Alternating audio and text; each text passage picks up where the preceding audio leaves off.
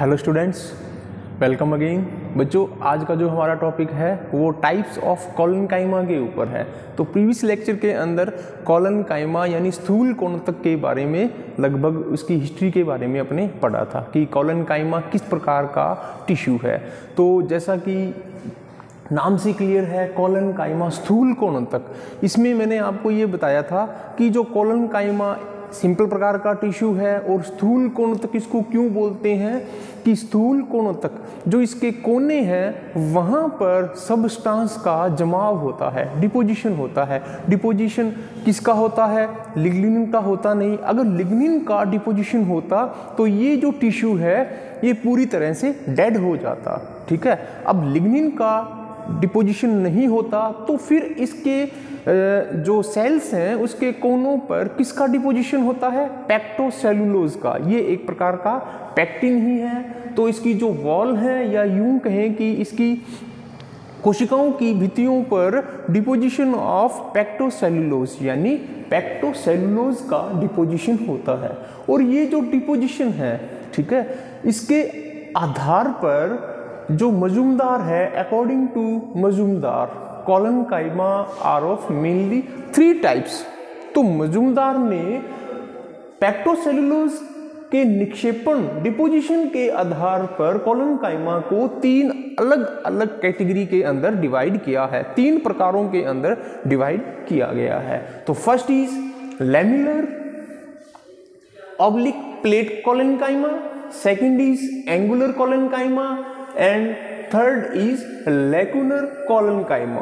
ठीक है, लैमिनर या प्लेट कॉलनकाइमा, इसको क्या बोलते हैं? पट्टी या स्तृत collenchyma.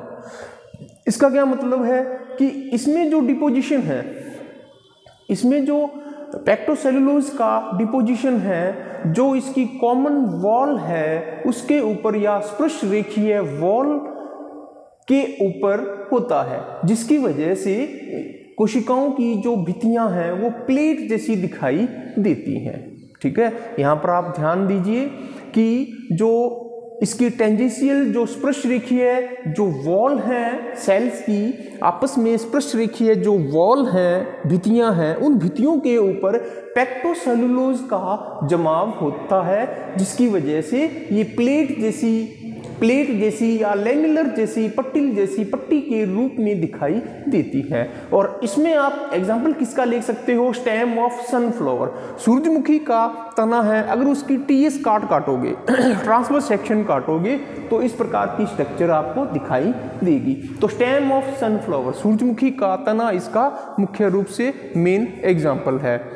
Next second is angular collenchyma, जिसको कोणीय बोलते हैं। अब नाम से क्लियर है, एंगुलर कोणीय। कोणीय का मतलब क्या है कि इस प्रकार की जो कॉलनकाइमा है उसके जो सेल के जो कोने हैं, जो किनारे हैं, जिनको कोण बोलते हैं, एंगल बोलते हैं, वहां पर पेक्टोसेलुलोज का डिपोजिशन मिलता है।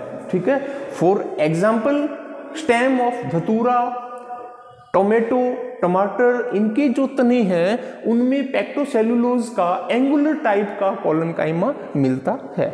नेक्स्ट थर्ड जो टाइप है वो है लैकुनर, या इसको बोलते हैं रिक्तका युक्त कॉलनकाइमा।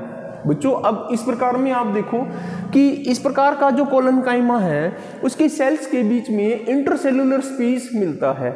इंटरसेलुलर स्पेस का मतलब क्या है कि कोशिकाओं के बीच में खाली रिक्त स्थान मिलता है, अवकाश मिलता है, that is also known as intercellular space. Inter का मतलब के बीच, सेलुलर का मतलब सेल्स, यानी सेल्स के बीच में मिलने वाला जो अवकाश है वो क्या कहलाता है? Intercellular space. जैसे यहां देखो, ये क्या है? ये सेल्स हैं और सेल्स के बीच में मिलने वाला जो स्पेस है, अवकाश है, that is also known as intercellular space. अब ये इंटरसेलुलर स्पेस की जो वॉल है वहां पर डिपोजिशन ऑफ पेक्टोसेलुलोज यानी पेक्टोसेलुलोज का निक्षेपण या डिपोजिशन पाया जाता है।